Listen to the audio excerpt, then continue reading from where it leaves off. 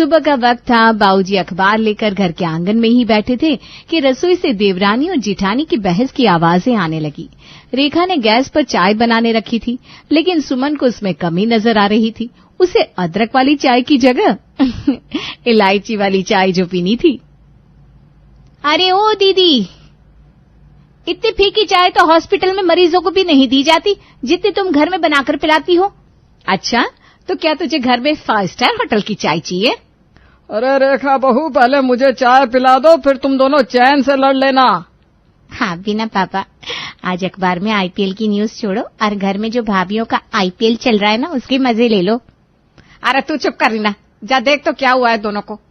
जैसे ही रीना उठने वाली थी, रेखा सुमन को सुनाते हुए चाय की ट्रे लाई और उसने सबको चाय दी। पता नहीं कहां से एक गवार देवरानी उठाकर लाई हो आप माँ जी मेरे लिए।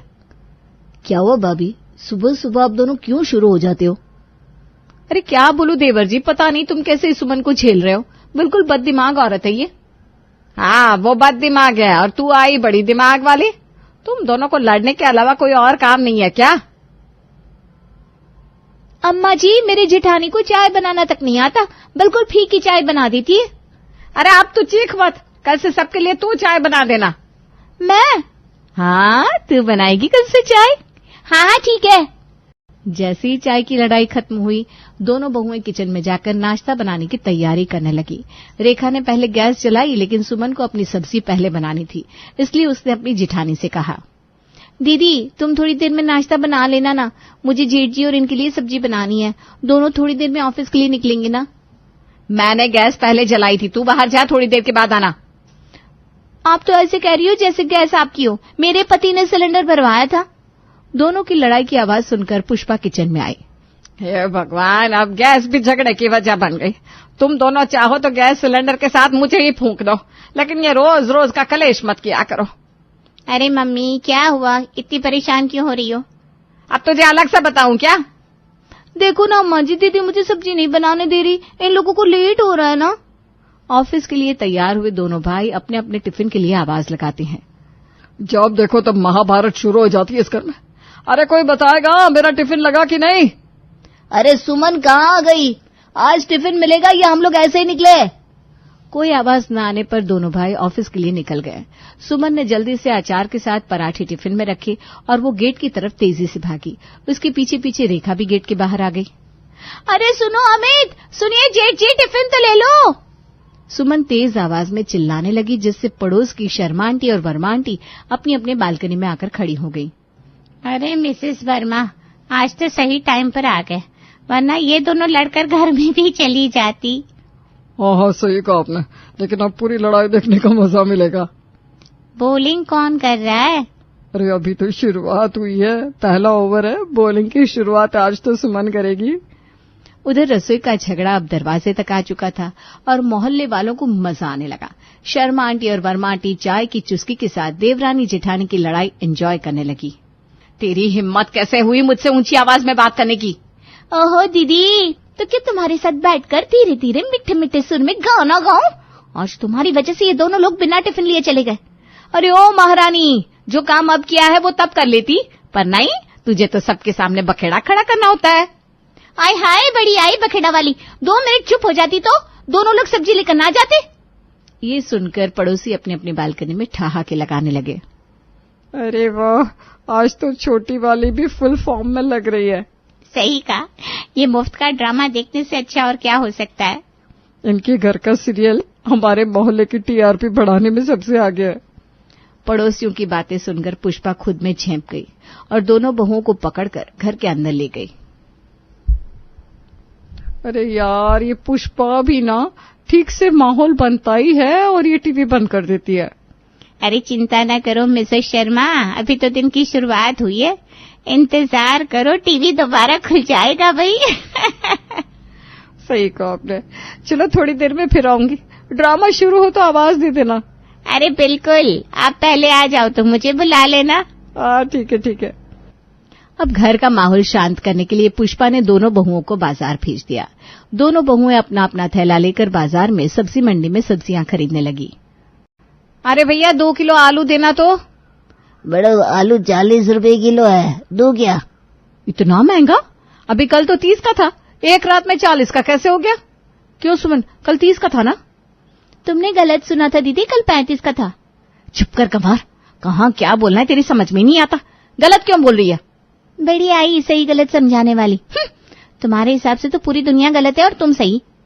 दोनों की लड़ाई देखकर सब्जी वाले की हंसी छूट गई। वो दूसरे आदमी से बोला, अरे ये दोनों बहनें रोज ऐसे ही लड़ती है। नहीं नहीं, ये देवरानी जेठानी है। अच्छा, तभी दोनों की सोच अलग है। अच्छी ड्रामेबाज है दोनों। सब्जी वाले को हंसता देख दोनों उसको सुनाते हुए अगली दुकान पर सब्जी लेने लगी।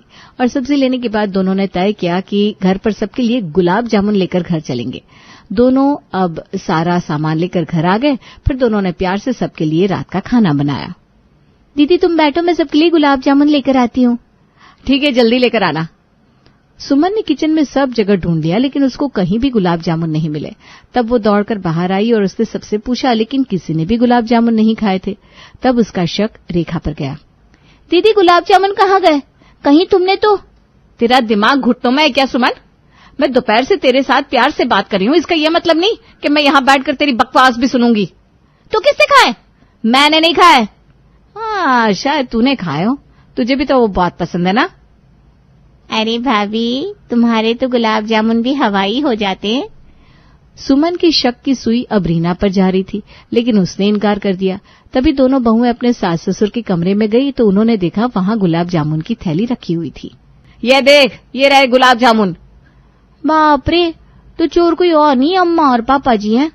अरे धीरे बोलना बावली औरत, वो लोग यहीं बैठे हैं, कहीं सुन लिया तो। दोनों बहुएं थैली लेकर बाहर आकर बाबूजी को देखने लगी। क्या हुआ? ऐसा क्या देख रही हो तुम दोनों? अब ये बात मेरे ऊपर मत डालना। तभी रेखा सबको हंसते हुए सबकी थाली में एक एक गुलाब जामुन रख देती है और सबको बाबूजी पर खूब हंसी आती है। पुष्पा रामलाल को सुनाती है, देखो इनको, जब ससुर ही ऐसा है तो बच्चे क्यों ना बिगड़े, और फिर बहू है तो हमारी है ही लाजवाब। वाह पापा, इस बार तो आपने मौज कर दी। कितने खाए? बस 5 ही खा पाया बेटा। इस पर सब हंसने लगे। अगले दिन मजाक मजाक में रीना ने अपनी दोनों भाभियों को भड़का दिया। वो उनको भड़काने में माहिर थी। उसने दोनों को ऐसा उकसाया कि पुष्पा खुद परेशान हो गई। मम्मी आज देखना, दोनों भाभियां कैसे बिल्लियों की तरह लड़ेंगी। हाँ, मैं तो बस इन दोनों का तमाशा देखने के लिए बैठी हूँ ना। वैसे तूने किया क्या है ये बता। मैंने रेखा भाभी के कपड़े सुमन भाभी के कमरे में रख दिए और दोनों को एक दूसरे के लिए भड़का दिया। पुष्पा ये बात सुनकर रीना को डांटती है, लेकिन तब तक किचन से दोनों बहुओं की चीखने चिल्लाने की आवाजें आने लगती है। रीना और पुष्पा किचन में जाकर देखते हैं तो दोनों एक दूसरे पर बरस रही थी। तेरी हिम्मत कैसे हुई मेरी साड़ी लेने की? अरे दीदी, कुछ सोचकर तो बोला करो। तुम्हारी बंदर जैसी डिजाइन की साड़ी मैं क्यों लूंगी? मेरा दिमाग खराब है क्या? क्या कहा? बंदर जैसी डिजाइन?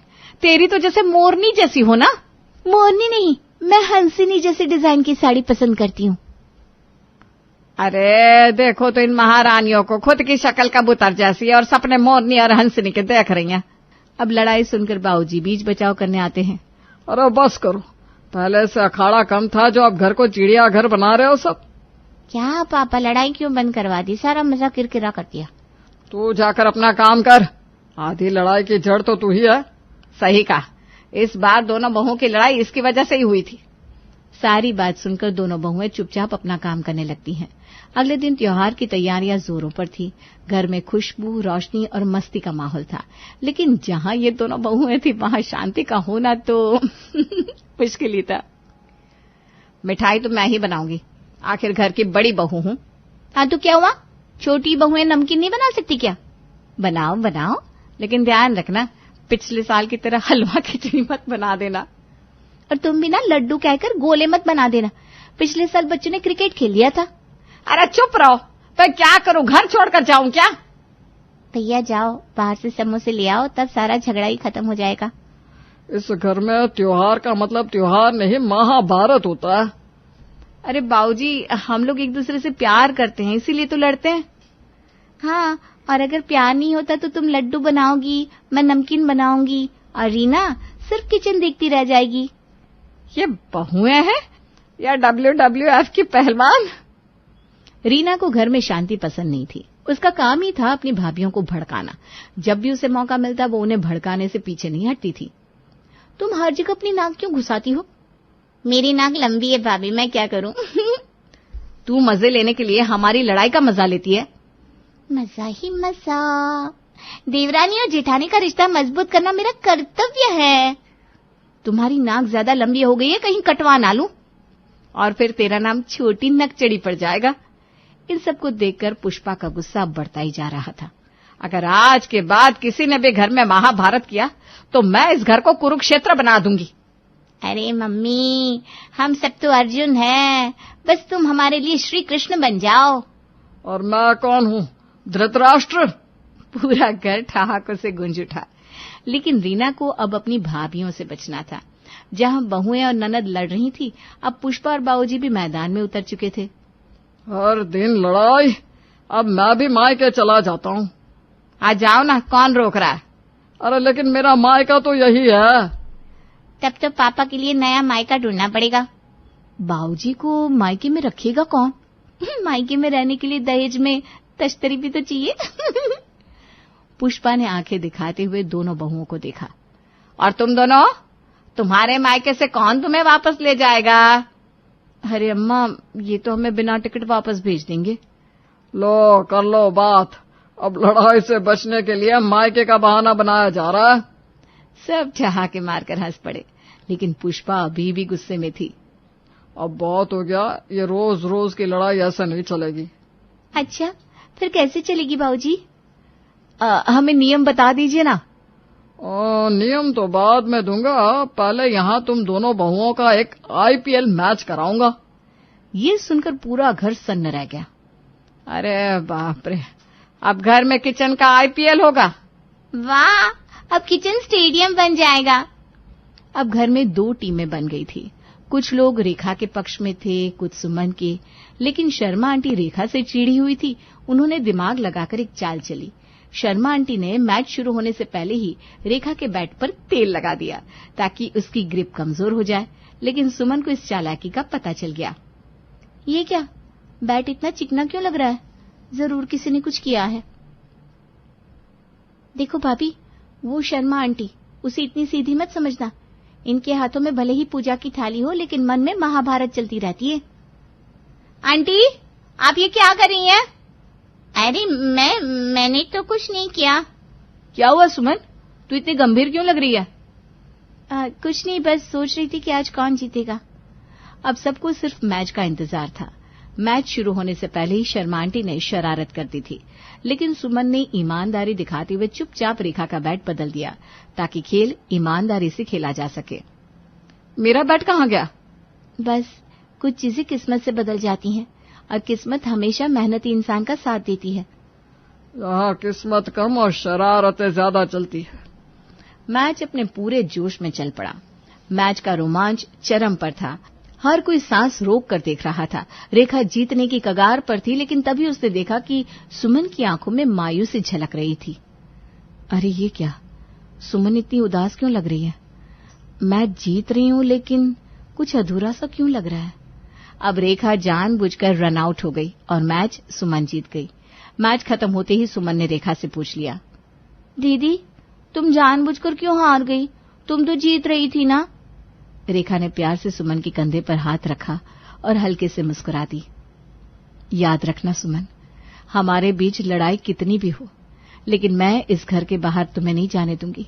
तुम मेरी छोटी बहन जैसी हो और हमारे बीच खेल का मजा होना चाहिए, दुश्मनी नहीं। रेखा की बातें सुनकर सुमन की आंखें नम हो गई। उसे पहली बार लगा कि जितने ताने वो रेखा को मारती थी, दरअसल वो सब प्यार के ही अलग अलग रूप थे। वाह, ये तो बड़ी फिल्मी बातें हो रही है। मुझे तो लग रहा है बहुओं को एक साथ भेज दूं सैर पर। हाँ, और पापा को भी मायके भेज दो ताकि ये मेलोड्रामा कम हो। पूरा घर ठहाकों से गूंज उठा। अब दोनों बहुओं की सुलह हो गई थी और घर में जश्न का माहौल था। अब जब घर में शांति थी तो जश्न तो बनता ही था। सभी ने साथ बैठकर खाना खाया, खूब मस्ती की और बहुओं की दोस्ती को सेलिब्रेट किया। वाह, दोनों बहुएं मिल गई, अब शांति रहेगी। अब घर का माहौल अच्छा रहेगा। हाँ, जब तक अगला महाभारत शुरू ना हो। सब जोर से हंस पड़े। घर की खुशहाली देखकर शर्मा आंटी भी झेंप गई और धीरे से बोली, अच्छा हुआ बहुएं मान गई, वरना मुझे तो रोज नया प्लान बनाना पड़ता। आंटी अब नाटक करने की जरूरत नहीं है, आप भी जश्न मनाइए। हाँ, लेकिन इस बार लड्डू में तेल मत डाल देना। पूरा घर हंसी के ठहाकों से गूंज उठा। सबको लगा कि अब तो शांति बनी रहेगी, पर अगली सुबह घर में फिर से हंगामा मच गया। कल तक जो बहुएं एक दूसरे के गले लग रही थी, आज फिर ताने मार रही थी। तूने मेरी जगह क्यों ली? क्यों? क्या तू महारानी है? तेरा ताज गिर जाएगा क्या? हाँ, महारानी हूँ और रसोई मेरी रियासत है। ओह अच्छा, फिर तो तुझे राजगद्दी से उतारने का वक्त आ गया है। अरे बाप रे, फिर से शुरू हो गई है दोनों। मैंने कहा था ना, ये दोनों सुधर नहीं सकती। मुझे तो लगता है अब हमें ही घर छोड़ देना चाहिए। हाँ हाँ निकलो, तुम्हें मायके भेजने की बड़ी जल्दी रहती है। अरे पर मेरा मायका कहाँ से आ गया बीच में? पूरा घर फिर से हंसी और तानों से गूंज उठा। सबको समझ में आ गया था कि बहुएं चाहे जितनी भी लड़ें, लेकिन ये घर इन्हीं की शरारतों और प्यार से चलता रहेगा। कोई भी लड़े, लेकिन घर में ड्रामा कभी कम नहीं होता। सच में ये बहुएं नहीं, पूरा टीवी सीरियल है। लीला देवी अपने दोनों बेटों और बहुओं के साथ हंसी खुशी अपने घर में रह रही थी। वो बाकी सासू की तरह तेज और चालाक बिल्कुल भी नहीं थी, बल्कि वो तो बेचारी बड़ी ही सीधी सादी थी। पर लीला देवी के सीधेपन का उसकी दोनों बहुएं खूब फायदा उठाती थी। वैसे तो दोनों बहुओं को घर के काम बराबर बांटे हुए थे, पर फिर भी अक्सर वो कामकाज को लेकर लड़ती रहती। सरिता, तुमने रात को फिर से बर्तन धोकर ऐसे ही बाहर छोड़ दिए? अरे ड्रॉअर में क्यों नहीं रख देती? सुबह उठी तो मैंने देखा सारे के सारे बर्तन ऐसे ही रखे हुए हैं। रात को मेहमानों के चक्कर में कितना खाना बना है, आपने तो बस सब्जी बनाई, पर सोचो मैंने कितनी पूड़ियां बनाई, और फिर रात के बर्तन भी मुझे ही धोने होते। अब मेहमानों के चक्कर में मेरे ऊपर तो इतना काम पड़ गया ना। मैं भी तो इंसान हूँ, कितनी थक गई कल खड़े खड़े। और आप लगा देती ना बर्तन ड्रॉअर में, आखिर देरी कितनी लगती है? अरे मुझे सुबह सुबह इनका नाश्ता बनाना था, फिर लंच बनाना था। इनका तो ऑफिस जल्दी का है ना। अब बताओ, पहले ड्रॉअर में बर्तन लगाने बैठ गई तो कब नाश्ता बनेगा और कब लंच बनाऊंगी? अरे बहू, मेरी चाय बन गई क्या? कहाँ माँ, दीदी मुझे सुनाना बंद करे तब तो बनाऊं चाय। अरे मैंने बस वही तो करने को बोला जो तुम्हारा काम है। मेरा काम इतना ज्यादा और आपका इतना सा काम? मेरा काम कोई कम नहीं है। अरे अरे क्या बात हुई है, बताओ। ये देखो माँ जी, रात से बर्तन यहीं पड़े हैं जो कि सरिता ने धोने के बाद ड्रॉअर में नहीं रखे, और ऐसा ना आजकल रोज ही हो रहा है। रात को मैं इतना थक जाती हूँ कि हिम्मत ही नहीं होती माँ जी। अरे बस इतनी सी बात, मैं रख दिया करूंगी बर्तन ड्रॉअर में, बस तुम लड़ो मत। दोनों बहुएं मुंह सड़ाकर वहां से चली जाती है और लीला देवी बेचारी सारे बर्तन ड्रॉअर में रखने लगती है। शाम को लीला देवी जब बाहर कमरे में बैठकर टीवी देख रही थी तो उसकी बड़ी बहू लता वहां आकर पूछती है, माँ जी खाने में क्या बनाना है? देखो फ्रिज में क्या क्या रखा है। फ्रिज में तो भिंडी रखी हुई है बस। हाँ तो ऐसा कर भिंडी ही बना ले। ठीक है माँ जी। लता फ्रिज से भिंडी निकालने लगती है। पहले इतनी भिंडी को काटो, एक एक भिंडी को चेक करो कि उसमें कहीं कीड़ा तो नहीं, तब जाकर ये भिंडी पकेगी। ये सब्जी काटना क्या मुसीबत का काम है। अच्छा, तो आज भिंडी बन रही है, सही है, इनको तो भिंडी बड़ी ही पसंद है। हाँ, पर इतनी सारी भिंडी बनने के बाद जरा सी हो जाती है। कम से कम 1 किलो भिंडी बनानी पड़ेगी, तब जाकर सबको पूरी पड़ेगी। एक काम करो, थोड़ी सी भिंडी तुम भी कटवा दो। अरे पर सब्जी बनाना तो आपका काम है। अरे तो सब्जी बनाना है ना, सब्जी काटना थोड़ी ना है। देखो, जो सब्जी बनाएगा वही तो सब्जी काटेगा। वैसे भी आपका काम है ही क्या, यूं छौंक लगाया और हो गया। मुझे देखो, अभी आटा गूंदूंगी, उसके बाद फिर जाकर एक एक रोटी पकाऊंगी। अरे तुम्हारे पति को ही सबसे ज्यादा भिंडी चाहिए होती है, तो थोड़ी मदद तो करनी पड़ेगी ना। और जब आपके पति 2 रोटी फालतू खाते हैं तो क्या आप मेरी मदद करती हो? अब सब्जी काटने के पीछे दोनों देवरानी जेठानी में फिर से बहस छिड़ जाती है। दोनों एक दूसरे को सुनाने लगती है। उनकी आवाज सुनकर लीला देवी टीवी छोड़ के जल्दी से रसोई में भागती है। अरे अरे बहुओं, क्या हो गया, क्यों लड़ रही हो दोनों? देखिए ना माँ जी, सुबह बर्तनों के पीछे मुझे इतना सुना रही थी, अब बोल रही है भिंडी कटवाओ। अरे जब सब्जी बनाना इनका काम है तो काटना भी तो इनका हुआ ना। वैसे भी सब्जी बनाना सबसे आसान काम है। क्या आसान काम है? पता है, आधा घंटा तो सब्जी काटने में लग जाता है। अरे अरे बस करो दोनों, सब्जी काटनी है ना, ला मुझे दे भिंडी, मैं काट देती हूँ। और आगे से ना सब्जी मुझे ही दे दिया करना, मैं काट कर रख दूंगी। लीला देवी सारी भिंडी खुद काटने बैठ जाती है। ये देखकर सरिता को बड़ी चीड़ होती है कि माँ जी तो उसकी जेठानी का सारा काम करवा रही है। अब जब सरिता रसोई में गर्मी में खड़ी आटा गूंदने लगती है तो वहाँ लता 2 मिनट में भिंडी छोंक कर निकल जाती है। ये देखकर सरिता और आग बबूला हो जाती है। मैं ही पागल हूँ क्या? ये तो आई 2 मिनट में सब्जी में छौंक लगा कर चली गई। मैं तो एक एक रोटी बनाऊं, फिर उसे सेकूं, फिर घी लगाऊं। मुझे इतना मुश्किल काम दे दिया है और इनको इतना आसान। ये तो सरासर गलत है। अरे सरिता, रोटियां बन गई हो तो डाइनिंग टेबल पर लगा दो, मैं सब्जी ले जा रही हूँ। रोटियां बनाना आपकी सब्जी बनाने जैसा नहीं है। बस यूं ली और डाल दी कढ़ाई में और बन गई। एक एक रोटी बेलकर सेकनी पड़ती है, टाइम लगता है। अरे तो रोटी जैसे बनती है वैसी तो बनाओगी ना। मैं तो इसलिए बोल रही हूँ क्योंकि सब बाहर खाना खाने के लिए बैठ गए, पर यहाँ तो रोटियों का आता पता ही नहीं है। ठीक काम करो, ये लो चकला और बेलो रोटी, मैं फटाफट सेक देती हूँ। अरे भाई, मेरा काम मैं कर चुकी हूँ, तुम इतनी देर से रसोई में आती हो तो इसमें मेरी कोई गलती नहीं है। मैं तो सब्जी लेकर बाहर जा रही हूँ, तुम रोटी ले आना जल्दी से। सब लोग डाइनिंग टेबल पर बैठे खाने का इंतजार कर रहे थे। लता सब्जी टेबल पर रखकर सबके साथ बैठ जाती है। अरे क्या आज खाने में बस सब्जी ही मिलेगी? रोटियां कहाँ हैं? रोटियां तो अभी बनी ही नहीं है। अभी तक रोटी नहीं बनी? मैं देखती हूँ अभी जाकर। सास उठकर रसोई में जाती है तो देखती है सरिता ने अभी रोटी बनाना शुरू ही किया है। अरे बहू, अभी तक रोटी नहीं बनी, इतनी देर कैसे हो गई? अरे माँ जी, मेरा काम सब्जी बनाने जैसा आसान थोड़ी ना है कि छौंक कर यहाँ वहाँ चल दिए। एक जगह खड़े रहकर एक एक रोटी बनानी पड़ रही है। मैंने अभी दीदी को बोला भी था कि आप रोटी बेल दो और मैं सेक देती हूँ, पर वो कहाँ मेरी कोई मदद करेंगी। अरे कोई ना बहू, मैं तेरी मदद कर देती हूँ। ला, मैं रोटी बेल देती हूँ और तू सेक दे। अब लीला देवी सरिता से बेलन लेकर रोटियां खुद बेलने लगती है। सरिता बस खड़े खड़े रोटियां सेक देती है। उस रात को सबको बड़ी ही देर से खाना नसीब होता है। अब घर की स्थिति ऐसी हो चुकी थी कि अक्सर देवरानी जेठानी में काम के पीछे झगड़े होने लगे हैं। लीला देवी अक्सर उन झगड़ों को निपटाने के चक्कर में खुद ही काम करने लगती है।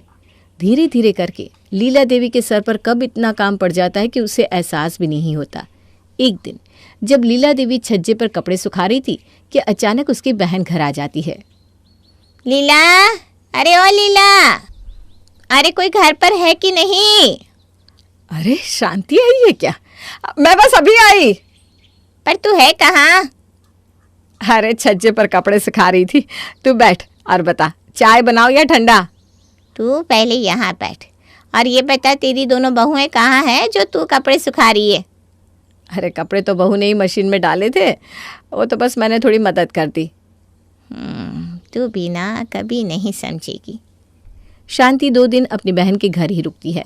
शाम को जब दोनों बहनें बैठकर चाय के साथ गप्पे मार रही थी तो लीला कहती है, चल मैं ना जरा बहू के साथ रोटी बिलवा दूं, फिर दोनों बहन बैठकर खूब बातें करेंगे। अभी दिन में तुम कपड़े सुखा रही थी, थोड़ी देर पहले सब्जी काट रही थी, उसके बाद तुमने सारे बर्तन ड्रावर में लगाए और फिर किचन की सफाई भी की। अब तुम बोल रही हो कि तुम रोटी बेलने जा रही हो। ये सब आखिर हो क्या रहा है? अरे बहन क्या बताऊं, मेरी दोनों बहुएं अक्सर इन छोटे छोटे कामों के पीछे लड़ जाती है, तो बस घर में शांति बनी रहे इसीलिए मैं थोड़ी मदद कर देती हूँ। अरे तो दोनों को बराबर बराबर काम बांटते ना, क्या दिक्कत है? कोई लड़ाई झगड़ा होगा ही नहीं। अरे सब बांट रखा है, फिर भी लड़ाई ख़त्म नहीं होती। अगर बड़ी बहू सब्जी बनाती है तो सब्जी काटने पर लड़ाई, छोटी बहू रोटी बनाती है तो रोटी बेलने पर लड़ाई, कोई कपड़े धोता है तो सुखाने की लड़ाई, बर्तन मांज कर उन्हें लगाने की भी लड़ाई। अब कैसे काम बांटूं, इसलिए मैं खुद कर लेती हूँ। ये तो बड़ी ही समस्या है, पर अब क्या कर सकते हैं। खैर चल तू बैठ, मैं अभी आई। लीला देवी रसोई में जाती है, पर शांति देवी का दिमाग शांत नहीं रहता।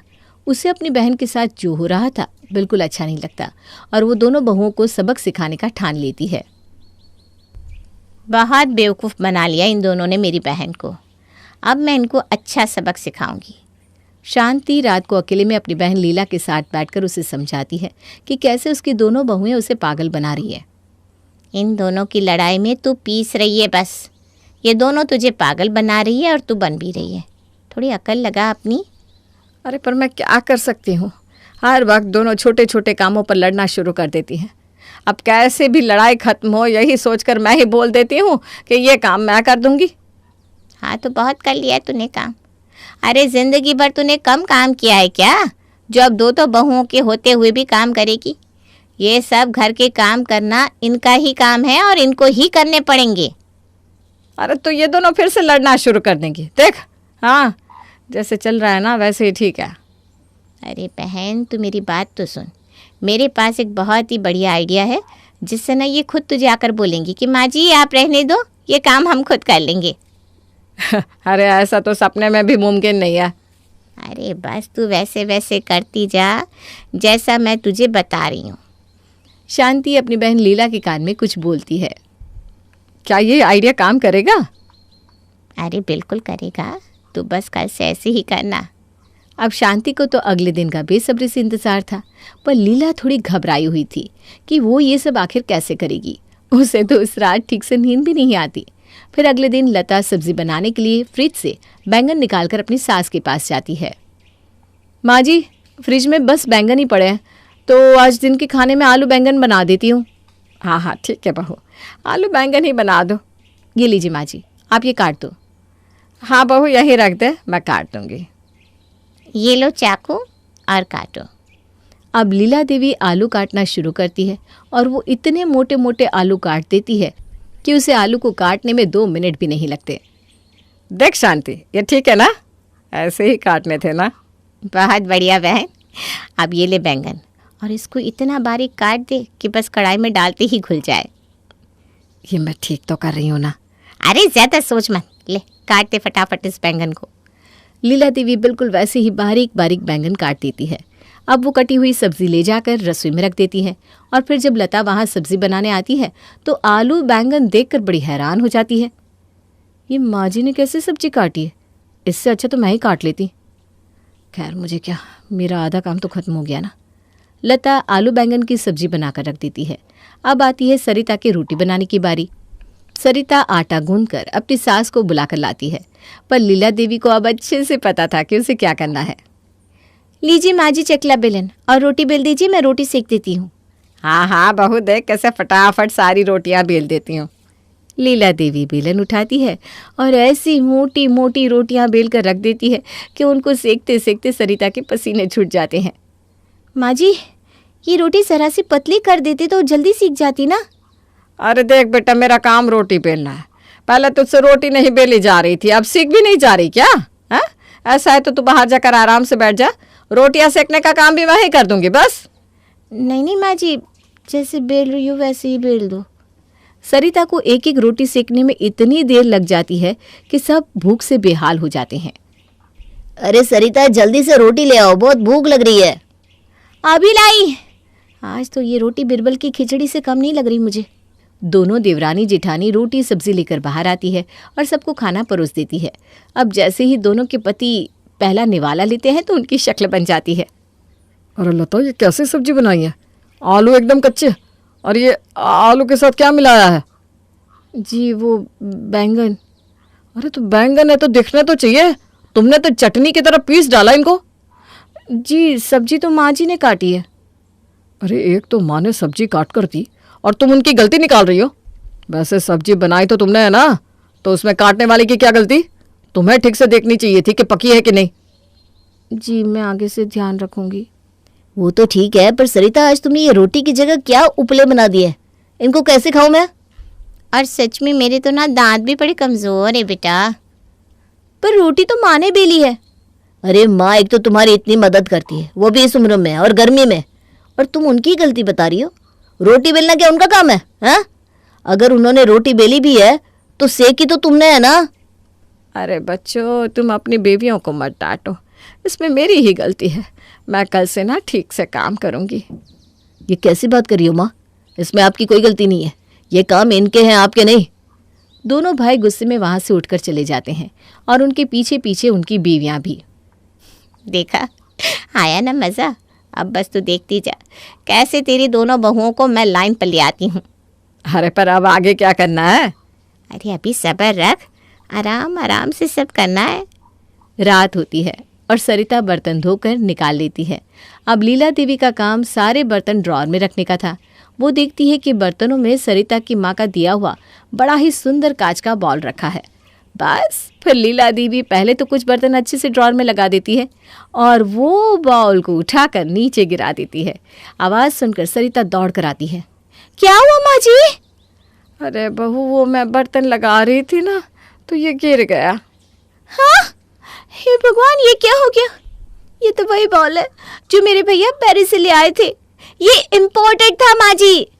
अरे मैं क्या जानूं इम्पोर्टेड फिम्पोर्टेड, मैं तो बर्तन रख रही थी और ये मेरे हाथ से छूट गया। माँ जी आप एक काम करो, आप अंदर जाओ, ये सब मैं कर लूंगी। अरे पर बेटा, तुझे और भी तो काम होंगे ना। नहीं माँ जी, मुझे कोई काम नहीं है, आप जाओ, मैं कर लूंगी ये। अच्छा, जैसी तेरी मर्जी। लीला देवी सारी बात अंदर जाकर अपनी बहन को बताती है और दोनों बहनें खूब हंसती हैं। अगले दिन लता हमेशा की तरह ढेर सारा पालक अपनी सास को लाकर थमा देती है। अब लीला देवी भी वो लीला देवी नहीं थी जो चुपचाप उसका काम कर देती। उन्होंने पालक साफ तो किया, पर ऐसा किया कि शांति भी देखती रह गई। माँ जी, पालक काट दिया आपने? हाँ बहू, अच्छे से काट दिया, ले जा और बना दे। माँ जी, ये इसमें तो कूड़ा रह गया है। मुझे तो दिखाई नहीं देता ना, अब मुझे क्या पता कि कूड़ा है या पालक। अच्छा ठीक है। लता पालक अंदर लेकर जाती है। माँ जी ने ये कैसा पालक साफ किया है या गंदा? अब अगर मैंने इसे बना दिया और रात को इनके मुंह में कुछ कचरा आ गया तो मैं तो गई काम से। और ये भी तो नहीं बोल सकती कि माँ जी ने साफ करके काटा है। अब मैं एक काम करती हूँ, आलू ही बना लेती हूँ। माँ जी को बोलती हूँ आलू काट देंगी। अरे अरे लता, तो फिर से वही गलती कर रही है। माँ जी से सब्जी कटवाने से अच्छा है कि मैं खुद ही काट लिया करूँ। लता खुद ही आलू काटने लगती है। इतने में वहाँ सरिता आती है और अपनी जेठानी को सब्जी काटते हुए देखकर हंसने लगती है। क्या हुआ दीदी, आज खुद सब्जी काट रही हो? माँ जी ने कैसे आलू बैंगन काटे थे देखा था ना? अगर वो याद नहीं तो पीछे पड़ा पालक जाकर देख लो, पूरा कचरा भरा हुआ है। और माँ जी बोलती है उनको दिखाई नहीं देता कि कचरा है या पालक। भाई मैं तो खुद ही सब्जी काट लिया करूँगी अब से। आप सही बोल रही हो, कल की रोटियां सेकते सेकते मेरी तो हालत ख़राब हो गई और फिर भी ना वो कच्ची रह गई। रात को तो इनके पेट में भी दर्द हो गया था। मैं भी ना अपनी रोटियां खुद ही बेल लूँगी। हाँ सरिता, माँ जी से काम करवाने के चक्कर में हम अपना काम और ज़्यादा बढ़ा रहे हैं। इससे तो अच्छा है कि हम आज ही अपने अपने काम अच्छे से बांट लेते हैं ताकि आगे से कोई लड़ाई ना रहे। लीला देवी और शांति रसोई के बाहर कान लगाकर दोनों देवरानी जेठानी की बातें सुनकर हंस रही थी। अरे बहू, कुछ मदद करनी है तो बता दे, मैं कर देती हूँ। अरे नहीं माँ जी, नहीं माँ जी, बिल्कुल भी नहीं। सविता और उसका पूरा परिवार रोहनिया जिले में साथ साथ रहता था। अभी तक सविता के बेटे की शादी नहीं हुई थी।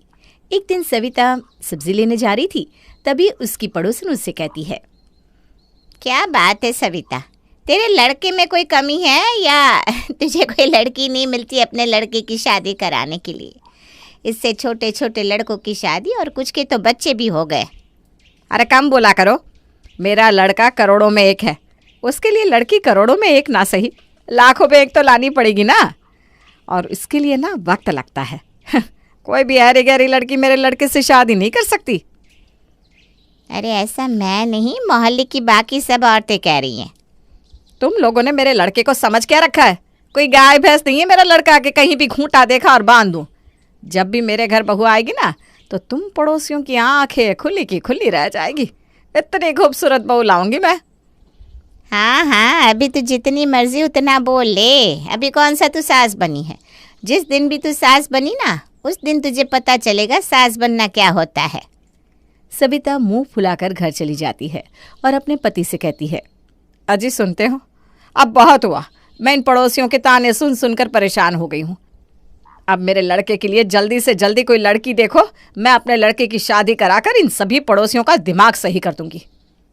अरे वाह, मैं तो कब से इंतज़ार कर रहा था कि तुम कहो और हम शर्मा जी की लड़की को देखने चले। अभी कुछ वक्त पहले ही बाहर से पढ़कर आई है। दिखने में कैसी है? मेरे लड़के के लिए अच्छी तो है ना? जोड़ी अच्छी लगनी चाहिए। सविता देखो, उसे मैंने अभी तक देखा तो नहीं है, पर सुना है काफ़ी सुशील और संस्कारी लड़की है। सुंदर है, पतली दुबली सी है, खाना पीना भी बढ़िया बनाती है। यह कह लो सर्वगुण संपन्न है। अरे तो फिर यहाँ क्यों बैठे हो हाथ पर हाथ रखकर? चलो फटाफट तैयार होकर चलते हैं और रिश्ते की बात करते हैं। सविता अपने पति और बेटी के साथ रिश्ता देखने शर्मा जी के यहाँ पहुँचती है और लड़की को आता देखकर दंग रह जाते हैं। लड़की बिल्कुल मोटी और हाथी का बच्चा लग रही थी। सविता और उसका परिवार वहाँ से बहाना करके घर से चलते बनते हैं। आपने देखी ये लड़की? मेरे लाल के लिए तो ये हाथी का बच्चा है। हे राम, आपको जरा भी अंदाजा है कि किस तरह की लड़की चाहिए मुझे मेरे लाल के लिए? और तो तुम ऐसा कह रही हो कि जैसे मैंने जानबूझकर ये मोटी हाथी तुम्हें दिखाई। अरे मुझे क्या पता था कि इतनी मोटी और हाथी का बच्चा निकल आएगी। अब जो भी हुआ छोड़ो उसको और अपनी बेटी को लेकर रिक्शे से घर पहुंचो। अभी तो बहुत वक्त है, बहुत लड़कियां देखनी है हमें। तुम परेशान ना हो, मिल जाएगी कोई ना कोई हमें अच्छी सी। सविता और उसकी बेटी रिक्शे पर बैठी होते हैं कि रिक्शा वाले की गलती के कारण वो सामने से आ रही स्कूटी में अपना रिक्शा ठोक देता है। तभी स्कूटी से लड़की उतरकर बोलती है, अंधे हो क्या? दिखाई नहीं देता या पीकर चलाते हो? सामने से आ रही लड़की नहीं दिखाई देती? देखो बहन जी, गलती से लग गई, मैंने जानबूझकर नहीं किया, गलती से हो गया। अरे जाओ जाओ, तुम सब रिक्शा वालों की ड्रामा अच्छे से पता है मुझे मत सिखाओ। रिक्शा चलाना आता नहीं और ये मोटी मोटी सवारी लेकर चल देते हो। ए लड़की, ज्यादा बोल रही है अब। कब से देख रहे हो रिक्शे वाला कुछ बोल नहीं रहा तो उस पर चढ़े जा रही है। हमें बहुत लेट हो रहा है, तेरा जो भी नुकसान है बता दे, भरपाई हो जाएगा। और निकल अपनी स्कूटी लेकर, हम तेरी शक्ल देखना नहीं चाहते, अच्छे काम के लिए जा रहे हैं। अच्छा, और कौन भरपाई करेगा इसकी? ये भिखारी रिक्शे वाला या आप? आपको तो देखकर लगता है कि आपको रिक्शे वाले से ज्यादा जरूरत है। हैं? तुझे इससे क्या मतलब? तू पैसों से काम करना, आम की गुठली मत गिन। और मेरे पास इतने पैसे कि तेरे जैसी 50 गाड़ियां खरीद के इस रिक्शे वाले को दान कर दूं। बस करो आंटी, इतनी भी नहीं फेंकनी चाहिए, अपनी उम्र का तो ख्याल रखो। बस करो, आपका ना बहुत ज्यादा हो रहा है। कम से कम अपनों से बड़ों से कैसे बात करनी चाहिए ये तो आपको पता होना चाहिए। ओ ये बड़ी आई मुझे सिखाने वाली। तुमने ना मेरा काफी टाइम वेस्ट कर दिया है। सविता घर पहुंचती है पर उसका मूड बहुत खराब होता है। वो रोहित को बुलाती है और कहती है, आज तो पहले उस मोटी ने सारा मूड खराब कर दिया, ऊपर से ये लड़की। उफ, मैं बता रही हूँ बेटा, जिस घर में जाएगी ना ये, उस सास का तो जीना हराम कर देगी। मुझे तो लगता है अपनी सास को सांस तक नहीं लेने देगी। भगवान जाने उसकी सास का क्या होगा। माँ, पहले आप तो सांस ले लो, आराम से फिर बताना क्या हुआ और इतनी परेशान क्यों। मेरी शादी हो जाएगी सही टाइम आने पर। अरे हाँ हाँ, लड़कियां तो बहुत मिल जाएगी, पर तुझे कोई पसंद आए तो ना। आधी से ज़्यादा लड़कियों को देखकर तू ही साफ इनकार कर देता है। और जो बची हुई लड़कियां हैं उनमें कोई हाथियों का बच्चा है तो कोई छिपकली निकलती है। अब तू ही बता, एक ही तो लड़का है तू मेरा चांद सा, उसे भी किसी के हवाले कर दूं? मैं तो बता देती हूँ, जब भी इस घर में बहू लाऊंगी चांद का टुकड़ा ले आऊंगी, ताकि पूरा मोहल्ला देखे मेरी बहू को। माँ, तुम परेशान होना बंद कर दो, मैंने तुम्हारी परेशानी का हल ढूंढ लिया है। मुझे एक लड़की बहुत पसंद है और मैं उसी लड़की से शादी करना चाहता हूँ, और मुझे पता है तुम्हें भी वो लड़की बहुत पसंद आएगी। एकदम चांद का टुकड़ा है। ठीक है, इतना उतावला मत हो, मुझे उस लड़की का फोटो दिखाओ, मैं भी तो देखूं मेरे लाल की पसंद को। माँ, ये देखो, ये रही उस लड़की की तस्वीर, है ना सुंदर? अरे इतना बड़ा शहर में और कोई लड़की पसंद नहीं आई तुझे? यह पसंद है तुझे? अरे ये वही लड़की है जिसके बारे में मैं अभी तुम्हें बता रही थी, जिसे बोलने की तमीज नहीं है, बात करने का तरीका नहीं है। तू कह रहा है इस लड़की से मैं तेरी शादी करा दूं? देखो माँ, अगर शादी करूंगा तो इसी लड़की से करूंगा, वरना फिर तुम अपना देख लो। मैं किसी और लड़की से शादी करने से रहा। ठीक है ठीक है, आज तक तेरी सारी इच्छा पूरी की है ना, तो एक से और सही खुश हो जा, तेरी शादी इसी से होगी बस। अरे वाह माँ, आप तो मान गई। एक बार तू शादी कर ले इससे, फिर देख मैं इसको कैसा सीधा करती हूँ। सीमा और रोहित की शादी हो जाती है और सीमा अब सविता के घर बहू बनकर आती है। वो भी रोहित की माँ सविता को देखकर बहुत परेशान थी। हे भगवान, इस पूरी दुनिया में आपको इस बुढ़िया को ही मेरी सास बनाना था। एक नंबर की चुड़ैल औरत है ये। कोई नहीं, अपनी सास की अकल तो मैं ठिकाने लगाऊंगी। सीमा को मजबूरन अपनी सास सविता को एक्सेप्ट करना ही पड़ता है। तभी सविता कहती है, अरे बहू, पैर तो छूकर जाओ, या फिर घर में सीधा घुसने का इरादा है? ये आजकल की बहुओं को इज्जत कहाँ करनी आती है। सास सामने खड़ी है, ये नहीं कि पैर छू कर जाऊं। नहीं नहीं माँ जी, ऐसी कोई बात नहीं है। मैं तो आपका पैर छूने ही आ रही थी। बताओ, एक ही तो सास है मेरी, अब उनके भी पैर नहीं छूंगी तो कैसे चलेगा भला? ओहो, जैसे दूसरों की दो सास होती है क्या? ए सविता, तेरी बहू तो बहुत तेज है, थोड़ा संभाल कर रही हो। अरे तुम चिंता मत करो, पहले सभी आती तो तेज ही है, फिर बाद में सब सीधी हो जाती है। ए बहू, हमारी बातें कान लगाकर सुनने की जरूरत ना है। चल पैर छू और अंदर जा। जी माँ जी। ऐसा कहकर सीमा सविता के पैर बस हल्के से छू लेती है। अरे अरे अरे, हाथों में बस इतनी सी ही जान है? नहीं बहू हो, जरा कसकर पैर दबाओ और फिर नमस्ते करो। लगना चाहिए कि नई नई बहू आई है घर में। जी माँ जी, आप बिल्कुल सही कह रही हो। सीमा सास के पैर दोबारा छूती है और इस बार सविता के पैर छूते वक्त सीमा पैरों में चिकोटी काट लेती है, जिससे सविता को दर्द होता है। अरे ये क्या किया तूने? ऐसे कौन पैर छूता है? तेरे मायके वालों ने यही सिखा कर भेजा है क्या कि सास के पैरों में चूटी काट लियो? अरे अरे माँ जी, ये आप क्या कह रही हो? भला मैं आपको चूटी काट कर पाप थोड़ी ना लूँगी। वो तो मेरे हाथ थोड़े भारी है ना, जो आपके पैर झेल नहीं पाए। हाँ हाँ, ठीक है ठीक है, जाओ, खुश रहो, हंसो खेलो, आबाद रहो। सीमा हंसते हुए घर में चली जाती है। शाम का वक्त होता है।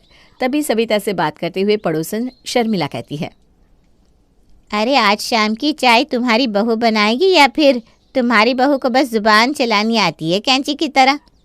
उनकी बातें सीमा किचन में खड़े खड़े सुन लेती है और जल्दी से चाय बनाकर ले आती है। आंटी जी, आपके बोलते ही देखिए, आपके लिए गर्मा गर्म चाय लेकर आ गई हूँ ना मैं, नंबर 1 बहू। इतना ध्यान रखता है क्या कोई भला? हाँ हाँ ठीक है, जाओ, जाकर कुछ और काम भी कर लो, या फिर हमारी बातें ही सुनते रहना यहाँ बैठकर। बहू, ये तो तुमने बहुत अच्छा किया। लाओ चाय यहाँ रख दो। हाँ, सीमा चाय लेकर उनकी तरफ जाने लगती है। अभी मज़ा चखाती हूँ, जब गरम चाय ऊपर गिरेगी तब बोलती बंद हो जाएगी। सीमा जानबूझकर इस तरीके से चाय उठाती है कि चाय की प्याली सीधे सविता के ऊपर गिरती है और सविता चिल्ला उठती है। अरे अरे बहू, ये क्या किया तूने? गर्मा गर्म चाय अपनी सास पे गिरा दी। अरे आंटी जी, मुझे थोड़ी ना पता था कि मेरा हाथ लगने से चाय गिर जाएगी। चलो मैं तो चलती हूँ, मुझे और भी काम है। कुछ और चाहिए तो बता देना। हाँ, ऐसा कहकर सीमा हंसते हुए वहां से चली जाती है। इस लड़की ने तो पहले ही दिन मुझे चाय से जला दिया, न जाने आगे क्या करेगी। तेरी बहू के पर बहुत बड़े हो रहे हैं, इन्हें काटना पड़ेगा, वरना तू देख ले तेरा क्या होगा। चलो मैं तो चलती हूँ, मेरा काम था तुझे बताना, बाकी तू खुद समझदार है।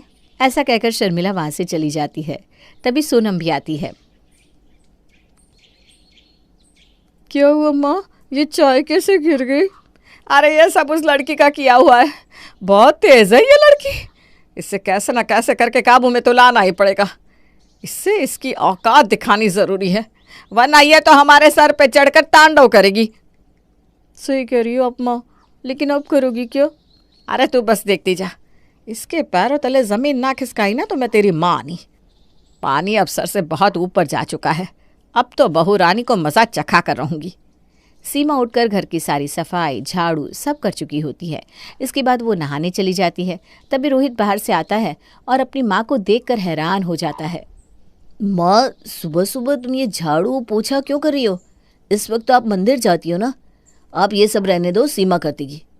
नहीं नहीं बेटा, बहू को मत बुलाना, उसी ने तो मुझे ये सब काम करने को कहा है। कहती है इस उम्र में अगर दिन भर बैठ के खाऊंगी पीऊँगी तो मोटी हो जाऊंगी और शरीर भी काम नहीं करेगा।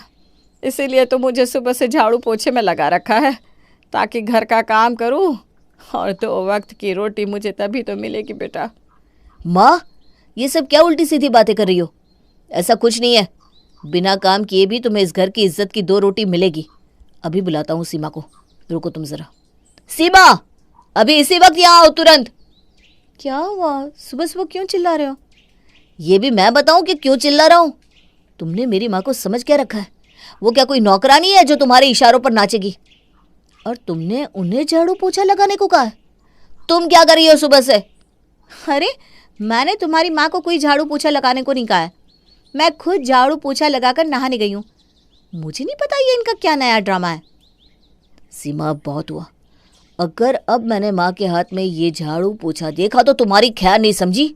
सविता रोहित का अपनी तरफ इस प्यार को देखकर बहुत खुश होती है और सोनम से कहती है, देखा, एक दिन में इस बहू को कैसी धूल चटाई है। आगे आगे देखो इसके साथ मैं क्या करती हूँ। अपने आप को बहुत तीस मार खा समझती है ना। क्या खूब खेला है माँ। तुमने तो ऐसा करके भाई को भाभी के खिलाफ कर दिया। तुम ना बहुत होशियार निकली माँ। अब देख आज क्या करती हूँ मैं। आज शाम को इसकी खैर नहीं।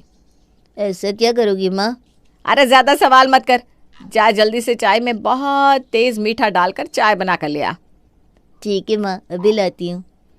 शाम होते ही जैसे ही रोहित घर में पैर रखता है तो सविता एकदम से बोल पड़ती है, हे राम, मुझे उठा ले, भगवान उठा ले मुझे। ये बहू मुझे मारना चाहती है।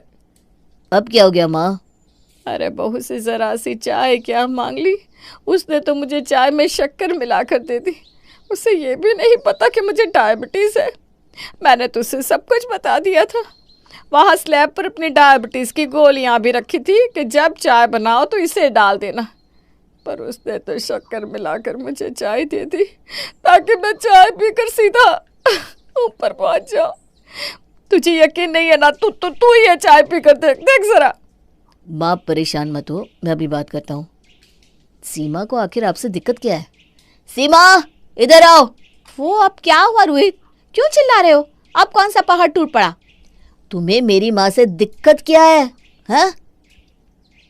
अगर तुम उन्हें चाय बनाकर नहीं देना चाहती थी तो मना कर देती। ये कौन सा तरीका है कि इतनी मीठी चाय बनाकर दे दी? उन्हें कुछ हो जाता तो? मैंने तुम्हारी माँ को कोई चाय बनाकर नहीं दी। और रोहित, जब तुम यहाँ थे ही नहीं तो तुम्हें कैसे पता चलता है कि मैंने क्या किया और उन्होंने क्या किया? तुम बस आते ही मुझ पर चिल्लाने लगते हो।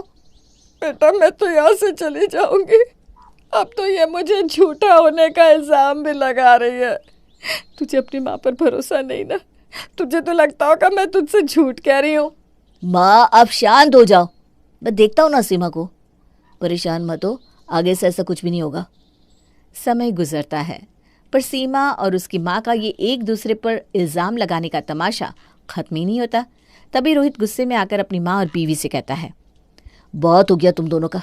जब भी घर में आता हूँ कोई खुश नहीं होता।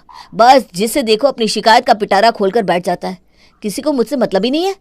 मैं अब तुम दोनों के साथ नहीं रहना चाहता। मैं तुम दोनों से अलग होना चाहता हूँ। तुम दोनों कभी नहीं सुधरोगे। अरे अगर मेरा बेटा मुझसे दूर हो गया तो मैं कैसे रहूँगी? मैंने सब कुछ इसके लिए तो किया था। शादी भी इसकी पसंद की करी और आज मैंने खुद ही अपने लड़के को अपने से दूर कर दिया। ये मैंने क्या कर दिया? एक माँ को एक बेटे से इस तरह दूर नहीं रख सकती। मेरी वजह से रोहित बहुत दुखी है। वो अपनी माँ से बहुत प्यार करते हैं। मैं ऐसा नहीं होने दे सकती। ये सब सोचकर सविता अपनी बहू सीमा से कहती है, सीमा मुझे माफ़ कर दे बेटा, पर मेरे बेटे को मुझसे दूर मत कर। जैसा कहोगी ना मैं वैसा करने को तैयार हूँ। जो बोलोगी वो करूँगी, पर मेरा बेटा मुझसे दूर मत करो। माँ जी आप माफ़ी मत मांगिए और ऐसा कुछ नहीं होगा। मैं आपके बेटे को आपसे दूर नहीं जाने दूंगी। मैं भी कभी नहीं चाहती कि वो आपसे दूर रहे।